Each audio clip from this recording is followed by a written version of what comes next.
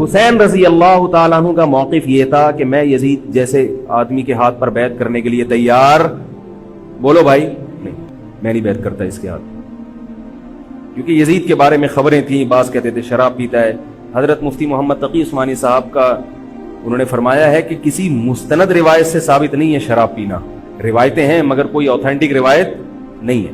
تو اب نتیجہ کیا نکلا کہ حضرت حسین رضی اللہ تعالیٰ عنہ کے پاس کوفہ سے خطوط آئے۔ کوفہ کا گورنر تھا ابن زیاد، وہ بھی یزید کا آدمی تھا، بڑا ظالم آدمی تھا وہ۔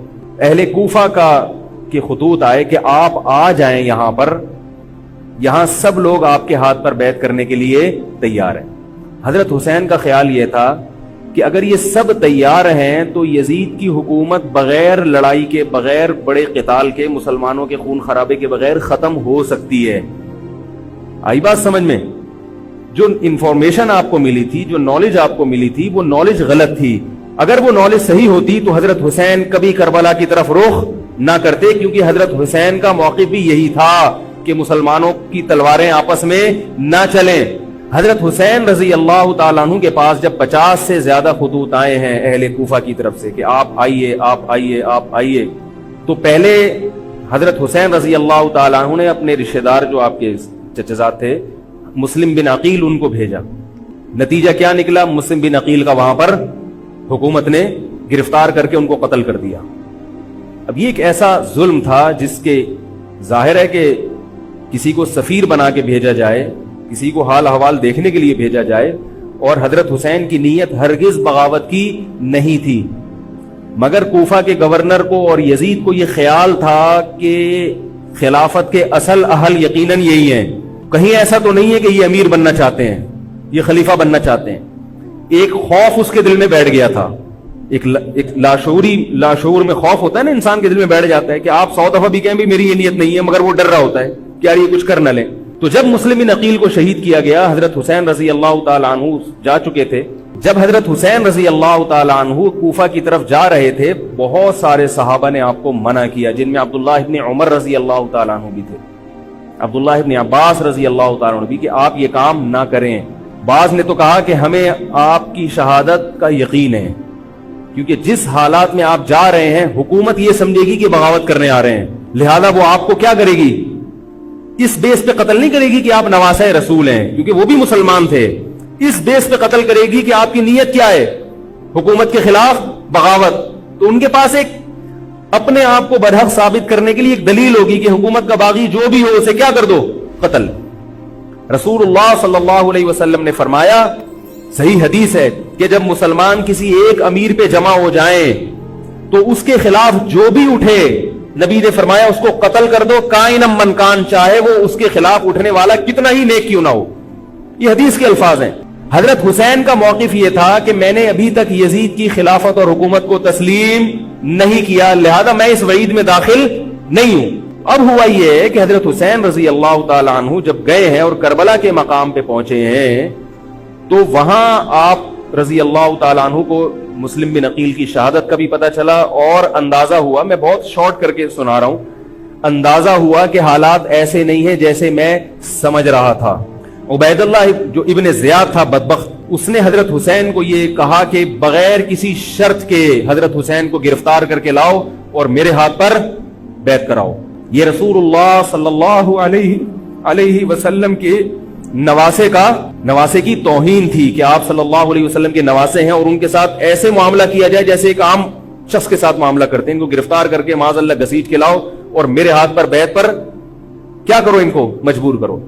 حضرت حسین رضی اللہ تعالیٰ عنہ کا کربلا کے میدان میں موقف یہ تھا کہ میں اگر بیعت ہوں گا تو ڈائریکٹ یزید کے ہاتھ پہ بیعت ہوں گا جو مسلمانوں کا خلیفہ ہے، ابن زیاد کے ہاتھ پر بیعت نہیں ہوں گا۔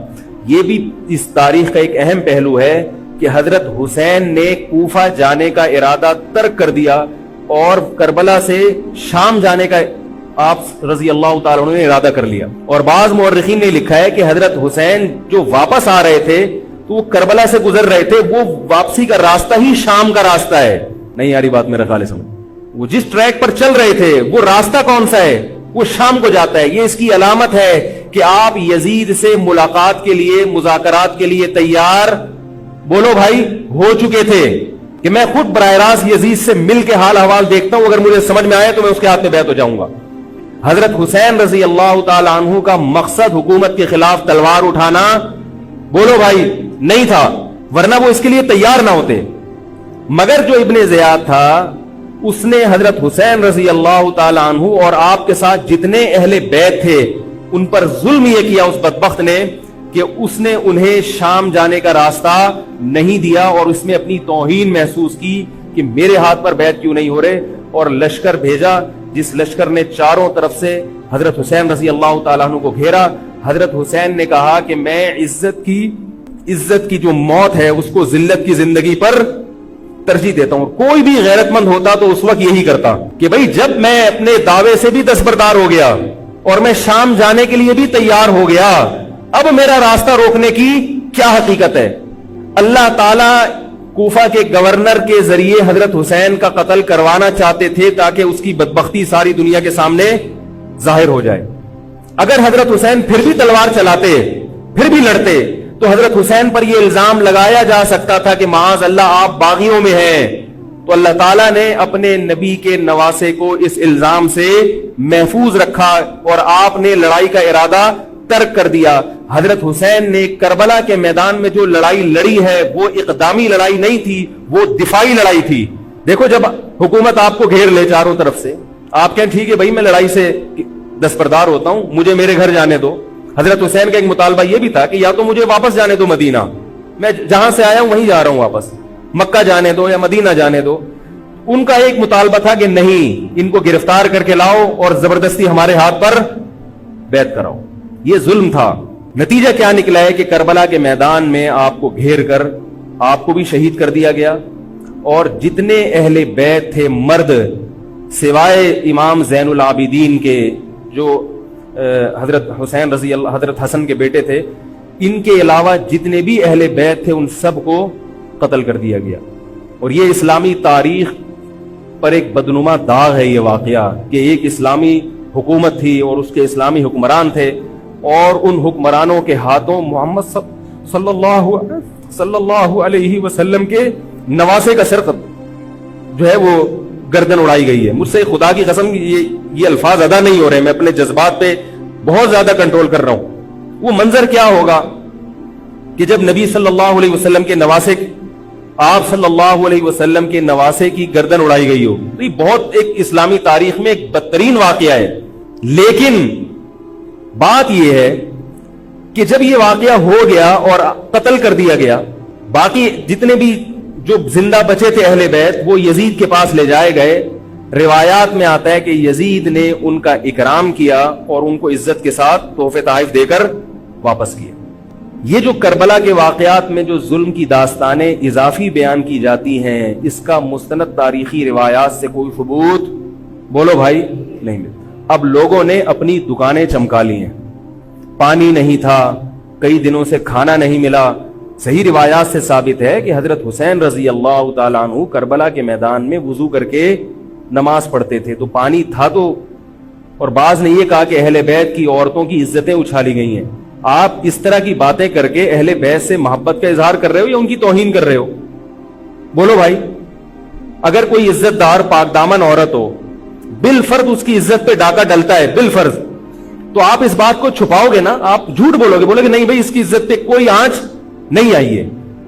کیونکہ جب عورت کی عزت کو آپ کوئی تار تار کر دے اور آپ ممبر پہ بیٹھ کے اس کو بتا دو تو وہ عزت تار تار ہونے سے اتنی بے عزتی نہیں ہوگی جتنی اس بات کو بیان کرنے سے اس کی بے عزتی ہوگی. حقیقت یہ ہے کہ کسی مستند روایت سے ثابت نہیں ہے کہ اہل بیت کی عورتوں کی عزتوں کو اچھالا گیا. وہ نبی کے گھرانے کی عورتیں تھیں, ان کا ناخن بھی کوئی نامحرم مرد نہیں دیکھ پاتا تھا. دوپٹہ اتر گیا زینب کا اور زینب کی چادر چھن گئی, یہ سب غلط ہے, یہ سب من گھڑت باتیں ہیں. چونکہ وہ بہرحال مسلمان تھے جو حضرت حسین کے خلاف لڑ رہے تھے, ظالم تھے, اس میں کوئی شک نہیں ہے. اس سے بڑا ظلم اس کائنات میں ہوا نہیں ہوگا کہ ایک شخص جو اپنے آپ کو مسلمان کہتا ہے اور وہ نبی کے نواسے کو قتل کر دے اور اہل بیت کو قتل کر دے. اسلامی سیاست میں اتنی گندی تاریخ ہمیں کبھی بھی نہیں ملتی. حضرت عثمان کا بھی قتل ہوا, وہ بھی بہت بڑا ظلم تھا, مگر یہ ظلم اس ظلم کی نوعیت سے بڑھ کر تھا, کیونکہ حضرت عثمان کا قتل حکومت کے ہاتھوں نہیں ہوا ہے, باغیوں کے ہاتھوں ہوا ہے. यहां हजरत हुसैन का कत्ल किसके हाथों हुआ है? हुकूमत के हाथों हुआ है, जिस पर लोग बैत कर चुके थे। तो ये इस्लामी तारीख में एक बहुत बड़ा बदनुमा दाग है, मगर इसको बयान जिस अंदाज से किया जाता है और जितने किस्से कहानियां मनगढ़ंत सुनाए जाते हैं उनका हकीकत से ताल्लुक नहीं है। हमारी नजर में चाहे पानी बंद किया हो या नहीं किया हो, खाना मिला हो या नहीं मिला हो, हमारी नजर में हजरत हुसैन रजी अल्लाह ताला अन्हु का सर कलम कर देना ही कायनात का बदतरीन जुल्म है। यही ऐसा जुल्म है कि जिस पर जितना गम किया जाए कम है। गम मनाया नहीं, गम किया जाए। मनाना अलग चीज है, गमजदा होना अलग चीज है। लेकिन जो आगे इसमें तड़का लगाया जाता है, इसका हकाइक से ताल्लुक बोलो भाई नहीं है। ये दुकानें हैं जो चमकाई, इसमें सब बराबर है, शिया भी सुन्नी भी। बहुत सारे सुन्नी उलमा भी करबला के वाकये को बहुत ही भयानक अंदाज से बयान करते हैं। और मकसद क्या होता है? पब्लिक को रुलाना। एक रोना वो होता है जो खुद से आए, और एक रोना होता है बाकायदा आपको ऑर्डर पे रोने के लिए और रुलाने के लिए बुलाया जाए। वो रमजान में मैंने बताया था ना कि मैंने खत्म कुरान पे दुआ की तो मुझे रोना आ गया, बहुत ज्यादा रोना आया। अगले दिन एक साहब कहने लगे मौलवी साहब आज भी ऐसी एक दुआ हो जाए। मैंने कहा मैं ऑर्डर पे नहीं रोता, मैं ऑर्डर पे नहीं रोता। अब तो आ भी रहा होगा तो नहीं आएगा। ना इंसान किसी के मशवरे से हंस सकता है और ना इंसान किसी के मशवरे से रो। अगर आप किसी के मशवरे पे रो रहे हैं इसका मतलब ड्रामेबाजी। आपको फिल्म का एक्टर होना चाहिए, आपको ड्रामे ज्वाइन करने चाहिए, वहां आप अच्छे चल सकते हैं। जैसे कि हमारे एक मशहूर स्कॉलर है, उनके बारे में लोग ये कहते हैं इनको फिल्मों में होना चाहिए था, पता नहीं ये जियो पे क्यों आ रहे हैं। वो ऑर्डर पे रोते भी हैं, ऑर्डर पे। अब चूंकि यूट्यूब का दौर है, मैं पहले जो करबला के वाकयात जो लोग बयान करते हैं इनकी तकरीरें नहीं सुनता था। अब क्या होता है, बाज दफा बैठे हुए हैं कहीं सफर पे जा रहे हैं तो यूट्यूब की वीडियो, हमने कहा चलो यार हम भी सुन लें। ऐसी चहक चहक के मुंह बना बना के घुमा घुमा के तकरीरें होती हैं, लगता है कि ये बाकायदा एक ड्रामा है, अदाकार है, फनकार है जिसको ड्रामेबाजी के लिए यहाँ पर ये हजरत हुसैन की शहादत को कैश करा रहे हैं। ये हजरत हुसैन से मोहब्बत करने वाले नहीं है, ये उनकी शहादत को देखो। इसकी मिसाल ऐसे जैसे कोई महल्ले में मर गया, किसी सेठ का बेटा मरा, अब आपको सेठ से कर्जा चाहिए तो सबसे ज्यादा आप रोगे ना, ताकि सेठ साहब समझें कि मोहब्बत सबसे ज्यादा किसको है? आपको। तो आप उसकी बेटे की मौत को क्या करा रहे हो? कैश करा रहे हो। बाज लोग किसी की शहादत को कैश कराते हैं, किसी पे जुल्म को कैश कराते हैं। तो मैं फिर अर्ज करूं कि बहुत बदतरीन वाकया है। हजरत हुसैन रजी अल्लाह ताला अन्हु का सर ले जाया गया यजीद के पास। यजीद बदबख्त ने छड़ी से आपके होंठों को छुआ। वहां सहाबी रसूल ने फरमाया कि ऐसा मत करो। फरमाया अल्लाह की कसम मैंने इन होंठों पे बारहा मोहम्मद सल्लल्लाहु अलैहि वसल्लम के होंठ रखे हुए देखा है। बारहा मैंने देखा है कि मोहम्मद सल्लल्लाहु अलैहि वसल्लम ने इन होठों का बोसा लिया है। बारहा मैंने देखा है। उन सहाबी के दिल पे क्या गुजर रही होगी जो हजरत हुसैन के साथ ये हरकत देख रहे होंगे, जबकि इसी हुसैन को उन्होंने बारहा नबी की गोद में भी देखा और बारहा नबी के होठों को भी उन होठों से मस होते हुए देखा। तो जब ये सर उनके सामने रखा होगा और उसके साथ ये हरकत हो रही होगी, उन सहाबी के जज्बात क्या होंगे। मगर इसके बावजूद जो बताने की बात है, जो मैं बताना चाहता हूं, उन्होंने यजीद के खिलाफ बगावत नहीं की कि जिस यजीद ने हजरत हुसैन का ये हशर कर दिया हो, अगर उसके खिलाफ बगावत होगी तो बाकी मुसलमानों का क्या हशर करेगा। इसमें सबर की तलकीन भी साहबा ने बताई है कि हाकिम के मजालिम को बर्दाश्त किया जाए, जबान से उसको हाईलाइट किया जाए कि गलत हो रहा है, तलवार ना उठाई जाए। बात नहीं आ रही मेरे ख्याल है समझ में, क्योंकि आज एक वाकया हुआ है, वरना करबला जैसे दर्जनों और वाकयात हो जाएंगे। तो सहाबा किराम की सीरत में हमें हर तरह के असबाक मिलते हैं। तो मैं ये अर्ज कर रहा था कि ये है वो करबला का वाकया जिसका मैंने आपको खुलासा बयान किया। उसके बाद क्या हुआ है कि ये जो बनु उमैया की हुकूमत थी, इसकी वो वैल्यू सहाबा किराम के दिल में ना रही जो पहले किसी हद तक बरकरार थी। ये बहुत एक हुकूमत के खिलाफ लोगों के दिल में बोझ पैदा हो गया और बिल आखिर बगावतें शुरू हुई। लेकिन जुमहूर सहाबा का मौकिफ फिर भी यही था कि हुकूमत के खिलाफ बगावत जायज, बोलो भाई, नहीं। और इसी तरह के जालिम लोग आते रहे اور انہی کی اولادوں میں بنو امیہ میں اللہ نے پھر عمر ابن عبدالعزیز کو پیدا کیا. عمر ابن عبدالعزیز بھی انہی ظالم لوگوں کی اولاد تھے، مگر اسلام چونکہ قیامت تک رہنے کے لیے آیا ہے تو اللہ کو اپنا دین محبوب ہے، اللہ غیب سے انتظام کرتے ہیں. عمر ابن عبدالعزیز جیسے ہی حکومت میں آئے ہیں، خلیفہ بنے ہیں، آپ رضی اللہ تعالی عنہ نے وہ بنو امیہ کی جو جاہلانہ چیزیں تھیں ان سب کو ختم کر دیا. حکومتی ملکیت کو جو ذاتی خزانہ لوگ سمجھنا شروع کر دیا تھا اس کو ختم کیا. عمر بن عبدالعزیز کی ایک تاریخ ہے، ان کو 5واں خلیفہ راشد کہا جاتا ہے. علم حدیث کو مرتب کیا گیا، فقہ کو مرتب کیا گیا، حدیث کا علم ضائع ہو رہا تھا. آپ نے حکم دیا کہ اکتب ما کان من حدیث رسول اللہ صلی اللہ علیہ وسلم فإنی اخاف ضیاع العلم والعلماء. فرمایا مجھے علم اور علماء کے ضائع ہونے کا خطرہ ہے، محمد صلی اللہ علیہ وسلم کی حدیثوں کو ریٹن فارم میں لایا جائے. تو باقاعدہ پھر حدیث کو باقاعدہ جمع کیا گیا کتابوں کی شکل میں، اور آج ہمارے پاس وہ حدیث محفوظ ہیں. فقہاء کرام کا دور آیا تو اللہ تعالیٰ نے حضرت عمر بن عبدالعزیز کے دور میں امت کو الحمدللہ دوبارہ جمع کر دیا. عمر بن عبدالعزیز کے بعد پھر بغاوتیں ہوئیں، بالآخر بنو امیہ کی حکومت کا خاتمہ ہوا، بنو عباس کی حکومت آئی. مگر بنو عباس کی حکومت آنے سے بنو امیہ کی حکومت مکمل ختم نہیں ہوئی. وہی ہوا کہ آپ نے اچھی نیت سے بغاوت کی مگر اس کا نقصان زیادہ. وہ کیا ہوا؟ بنو امیہ بھاگ گئے، اندلس میں حکومت قائم کر لی، اور ادھر بنو عباس کی. تو یہ تاریخ میں پہلا واقعہ تھا کہ اسلامی خلافت 2 حصوں میں ڈیوائیڈ ہو گئی. اس کے بعد آج تک ایک جگہ مسلمان جمع نہیں ہو سکے.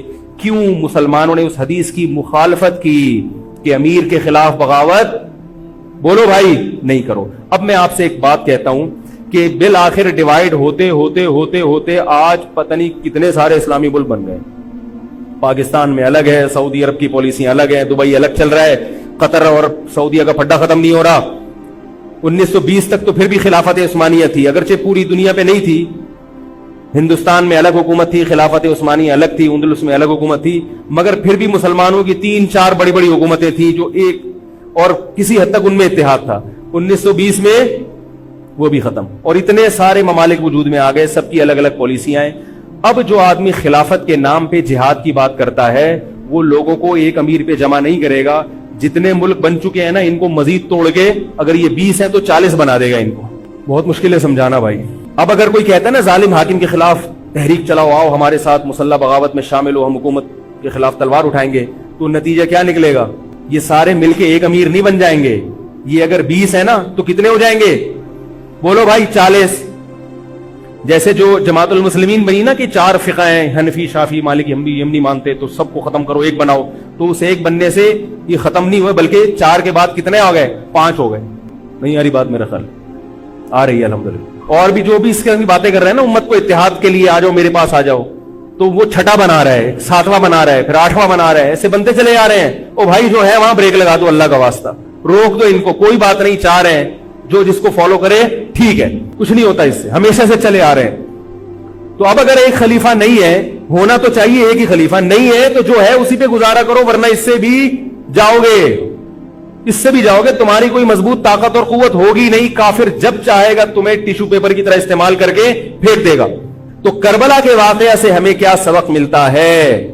علامہ ابن تیمیہ رحمہ اللہ تعالی فرماتے ہیں کہ جمہور صحابہ کی جو رائے تھی، حضرت حسین رضی اللہ تعالیٰ عنہ کی بھی اپنی ایک رائے تھی، مگر ابن تیمیہ رحمہ اللہ فرماتے ہیں کہ اگر حضرت حسین رضی اللہ تعالی عنہ کربلا کی طرف خروج نہ کرتے تو ابن تیمیہ کی رائے یہ ہے کہ یہ زیادہ بہتر تھا. اب آپ کہیں گے کہ صحابی رسول کی رائے سے اختلاف کر رہے ہیں، نہ وہ کہہ رہے ہیں وہ جو جمہور صحابہ تھے جو حضرت حسین کو منع کر رہے تھے وہ بھی تو صحابہ تھے. حضرت حسن بھی تو صحابی تھے. حضرت حسن نے حضرت معاویہ کے خلاف لڑائی نہیں لڑی. تو صحابہ کی 2 رائے تھی، جمہور ایک طرف تھے. تو فرماتے ہیں اگر یہ نہ ہوتا تو زیادہ بہتر تھا. لیکن حضرت حسین رضی اللہ تعالی عنہ کے بارے میں ہمارا موقف یہ ہے کہ وہ یہ سب کچھ اس وقت کے جو حالات تھے اس میں کوئی بھی ہوتا اور غیرت مند ہوتا تو وہ یہ کرنے پر مجبور تھا. اور اس میں دھوکہ کس نے دیا حضرت حسین کو؟ اہل کوفہ نے، جس کا حضرت حسین کو علم